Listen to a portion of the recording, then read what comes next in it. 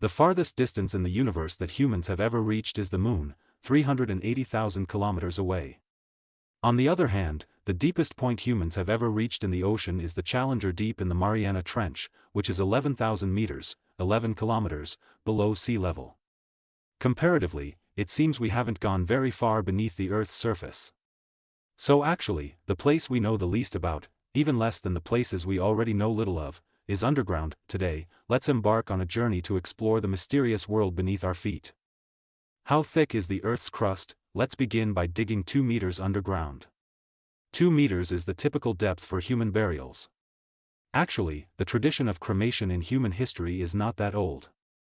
For most of history, burial has been the more common practice. Western cultures chose burial because, after Jesus Christ was buried, he was resurrected 3 days later. So they believed that being buried could also lead to resurrection. Meanwhile, Eastern cultures believed that burial was a way to rest in peace, returning to the earth. That's why people often say, rest in peace or return to the earth after death. So why choose a depth of 2 meters? Because at that depth, corpses are less likely to cause disease or spread infections. However, in recent years, Eastern countries have also gradually moved away from burial and turned to cremation, because burial takes up a lot of space and can raise sanitation concerns. In the West, burial is still relatively common, but more and more places are starting to opt for cremation as well. One reason is the fear that corpses might turn into zombies or ghouls. This comes from a history in the West of many strange and mysterious cases related to the dead. There are also special burial methods like tree burials, where entire families are buried under a tree. This is based on the belief that trees have a kind of life or soul. After death, the spirits of family members can reside in the tree and remain together. Okay, let's keep digging. 4 meters deep, this is the depth of Pharaoh Tutankhamun's tomb. Surprisingly shallow, right? Much shallower than we might have imagined. Tutankhamun was a pharaoh of ancient Egypt's 18th dynasty. In 1922, 2 Egyptologists, Howard Carter and Lord Carnarvon, were the first to open the tomb of Pharaoh Tutankhamun. In front of the tomb was a stone slab engraved with a chilling warning: death will come swiftly to those who disturb the pharaoh's sleep. Inside, they discovered the mummy of the famous young pharaoh, along with an astonishing treasure trove. This marked the beginning of a new era in Egyptology, during which archaeologists uncovered numerous mysterious artifacts. For example, a dagger buried with Tutankhamun was made from a meteorite. Researchers believe the iron ore used to forge the blade did not originate on Earth. Another of Tutankhamun's most famous relics is his golden burial mask, weighing 10.23 kilograms, around 22.5 pounds, estimated to be worth around $2 million. This 4-meter depth is also the same as that of the deepest ant nest in the world, created by a species known as glow ants. Let's keep digging. 5 meters down, here lies a mosaic floor that's over 1,000 years old. Let's take a moment to talk about mosaic art, a craft technique where small pieces of material are arranged to create an intricate and unique artwork. This entire mosaic floor covers more than 1,000 square meters and has been exceptionally well preserved due to geological shifts beneath it. It looks like a giant carpet that needs to be stretched flat again. This mosaic was discovered during construction work for a hotel in Turkey, at a depth of around 5 meters. It may be the largest mosaic floor ever discovered by archaeologists. The style of the mosaic suggests it dates back to the 6th century BCE, spanning the Greek period through to the Ottoman Empire, reflecting elements of 13 ancient civilizations.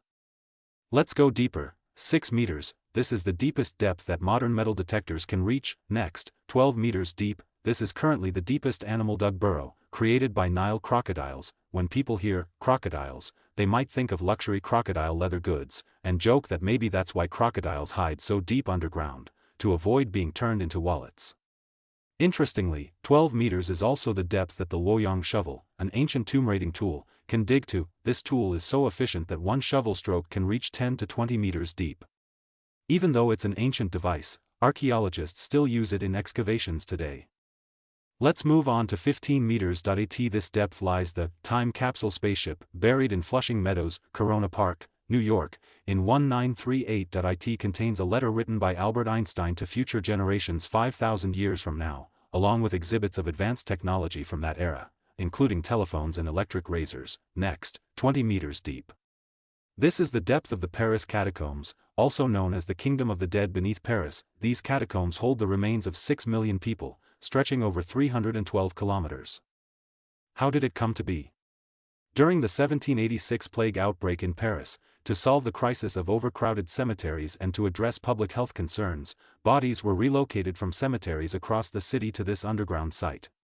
From then until 1814, the catacombs served as a public burial site. Today, it has become a museum, drawing around 500,000 visitors annually. Next, we dig 35 meters down. This is the depth of the tallest ceiling inside the mausoleum of the first Qin emperor, Qin Shi Huang. However, the actual burial chamber of Qin Shi Huang has not yet been excavated, so its true depth is unknown. Based on analysis by Ding Xiaozhong, a Chinese-American physicist, the tomb could be anywhere between 500 and 1,500 meters deep. If this estimate is accurate, the tomb of Qin Shi Huang could be the deepest man-made structure ever dug without the use of modern machinery. But current public understanding is limited to about 30 meters depth at most. Let's go 30 meters deeper, shall we? However, according to historical records, the tomb was already dug to a depth considered unreachable, as deep as possible. Let's continue digging to 85 meters, the depth of the underground city of Kemakli, Cappadocia in Turkey. Dating back to around the 7th or 8th century BCE, this ancient city is believed to have been built to avoid nuclear pollution caused by warfare. Its deepest point reaches 85 meters, roughly the height of a 20 to 30-story building. The city consists of 8 levels and could house up to 3,000 people, complete with water wells, storage rooms, ventilation shafts, communal areas such as churches, stables, and kitchens. One remarkable feature is its massive circular stone doors, which weigh over 1,000 pounds, around 450 kilograms, and can only be opened from the inside. The city also boasted a climate control system to regulate temperature and humidity. Let's dig to 105.5 meters, the depth of the deepest metro station in the world, Arsenalna Station in Kiev, Ukraine. A time travel legend from Kiev about a young man who allegedly took a photo and accidentally traveled to the future. Upon returning, he described what he had seen on future television broadcasts. Kiev is the capital of Ukraine, but due to unsuitable geological conditions, it was extremely difficult to construct a subway system. They had to dig deeper and deeper until reaching over 100 meters, where the ground was finally stable enough to build. Next, we dig down to 122 meters, the depth of the deepest tree roots in the world, belonging to the wild fig tree. If you stood this root system vertically above ground, it would be as tall as a 40-story building. Now we reach 155 meters. The depth of the deepest hotel room in the world. This hotel is located in Sala silver mine, Sweden. Sala used to be a famous silver mining area. Over the past 400 years, the silver was completely mined out, leaving only empty tunnels. Faced with the challenge of revitalizing the town, the locals had the idea of turning the abandoned mines into a hotel. Now, guests can experience what it's like to sleep 155 meters underground. The unique acoustics of the mine are even used to host concerts. Digging further to 305 meters, we arrive at the Nika Crystal Cave, the largest crystal cave in the world, located in Chihuahua, Mexico. It is filled with giant selenite crystals, discovered in 2000 by 2 miners, Juan and Pedro Sanchez, who were searching for new ore. They were stunned by the sight: huge, milky white crystals soaring in all directions, walls, floors, ceilings, some over 11 meters tall and weighing up to 55 tons. The cave has 100% humidity and a temperature of around 58 degrees C, 136 degrees Fahrenheit. Anyone entering must wear special cooling suits, and exploration time is strictly limited to 45 minutes. Legends say that selenite has healing powers and can make people younger, which is why it's named after Selene, the Greek moon goddess, said to bring good luck. This makes the Nika Crystal Cave both dangerous and irresistibly alluring. Now, let's go down to 500 meters, the depth at which nuclear waste is buried. Currently, humans cannot destroy nuclear waste, only store it securely in sealed containers, hoping future generations will solve the problem. The waste is first turned into solid glass and then sealed inside radiation-proof metal containers designed to last up to 100,000 years. However, no one can guarantee absolute safety.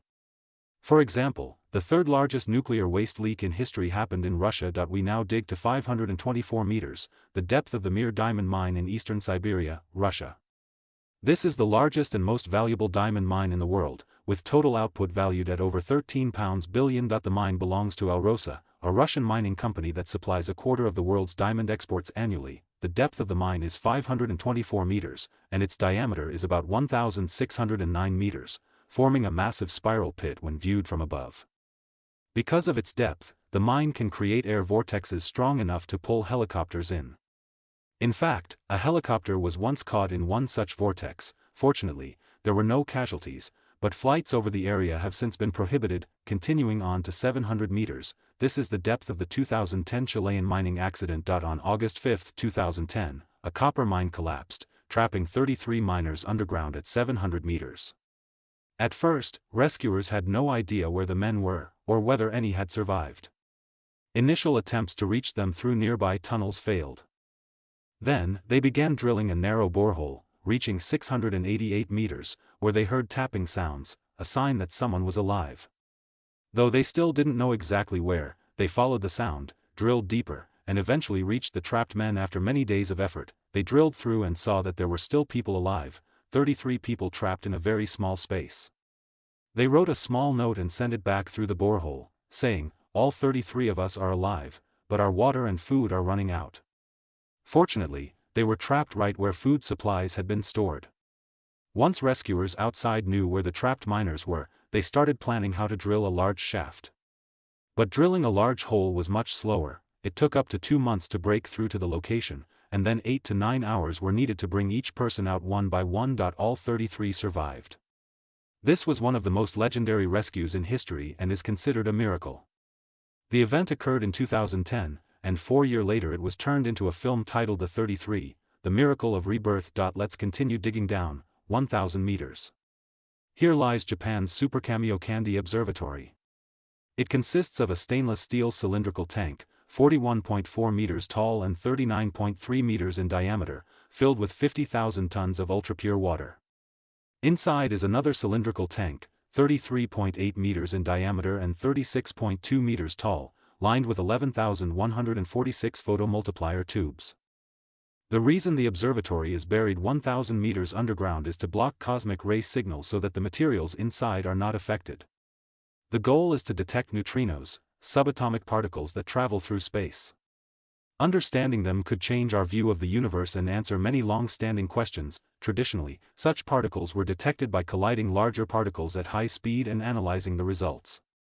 But modern researchers have found an easier way, by simply listening and observing. That's the main purpose behind Japan's observatory. Let's dig further, 1,642 meters.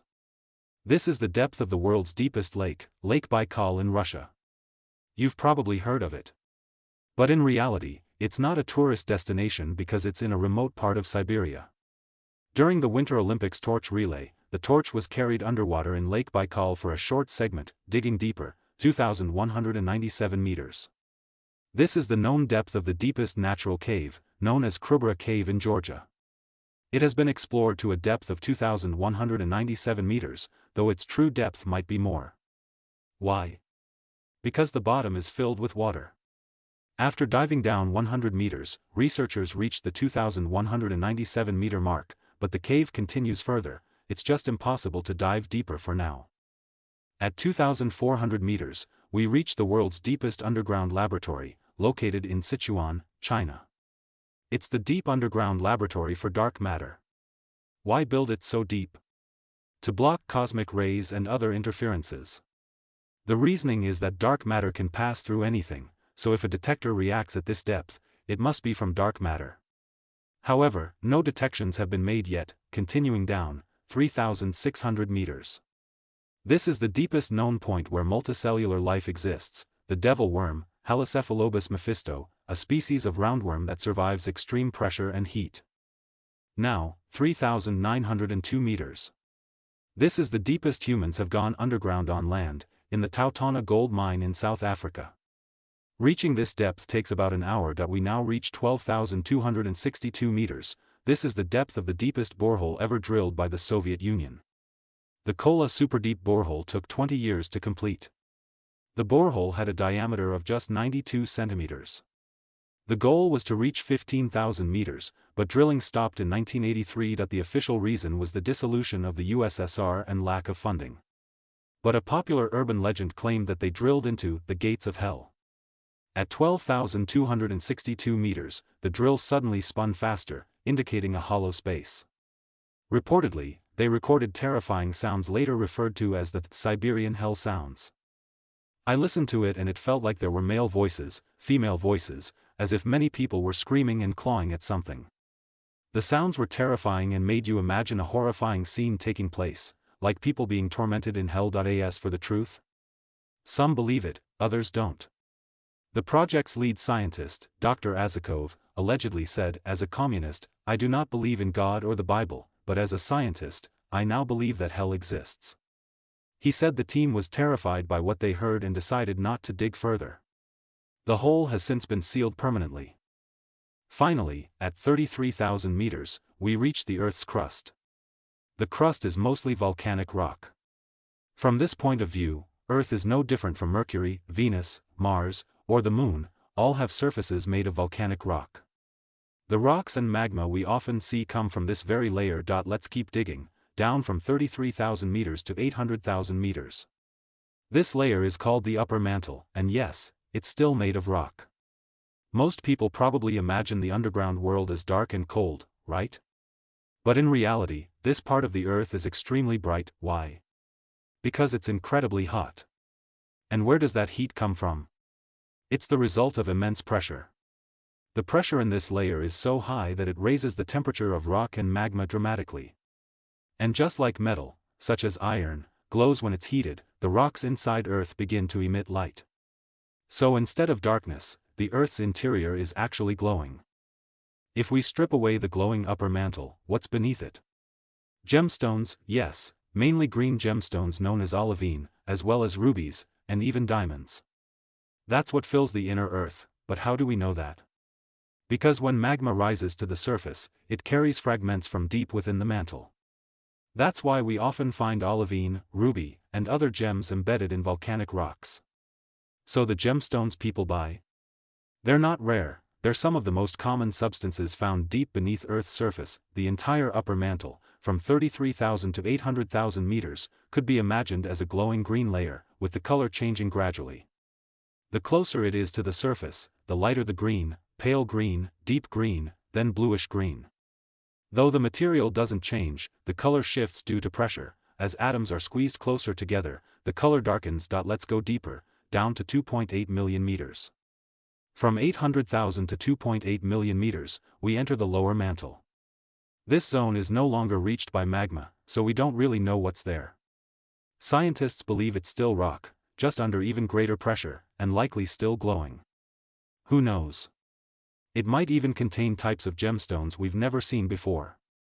Next stop, 4.8 million meters deep. This is the Earth's outer core. This zone is believed to be a sea of molten iron. How do we know that? Through electromagnetic measurements and Earth's magnetic field. Earth has two poles, north and south, and magnetic activity indicates the presence of moving electric currents. Since rock doesn't move much, it can't generate a magnetic field. This implies that liquid metal must be flowing deep inside. So, the molten iron sea, spinning at high speeds, creates Earth's magnetic field. How fast does it spin? Roughly 1 meter per hour. That may sound slow, but at a depth of 2 million meters, it's enough to sustain the entire magnetic shield of our planet. Without that spinning molten iron, Earth would lose its magnetic field, and life would perish under solar radiation. Why is the iron spinning? Because of temperature differences, hotter at the bottom, cooler above. This creates movement, forming a rotational flow. Some scientists estimate that every 100,000 to 200,000 years, Earth's magnetic poles switch places. That may sound like a long time, but in geological terms, it's quite short. And when the switch happens, it's believed to be sudden, not gradual. A snap, and the poles flip. Let's keep digging. Next is the inner core, from 4.8 million to 6.371 million meters. This is the solid iron core of Earth. Despite being hotter than the liquid outer core, it remains solid because of immense pressure. Current research suggests this iron sphere didn't exist when Earth was formed. It likely began to solidify about 1 billion years ago and continues to grow. Eventually, this solid core may absorb the entire outer liquid layer, and if that happens, Earth's magnetic field would vanish. Without a magnetic field, the atmosphere would be stripped away by solar wind, and life would be exposed to deadly UV radiation. If that day ever comes, the only chance for survival would be to move underground. In summary, human understanding of Earth's interior reaches only about 12,000 meters, roughly 0.2% of Earth's radius. People often say we know less than 5% of the ocean or space, but when it comes to the Earth beneath our feet, we know less than 0.2%. So what is the most mysterious realm for humanity? The underground world. But in the end, this is all relative, because the more we compare what little we know to the vast unknown, the more it reminds us. Humans are small. From the moment we're born, we are confined, and yet we spend every day pushing against that boundary, trying to explore the universe, the depths, the skies, and ourselves.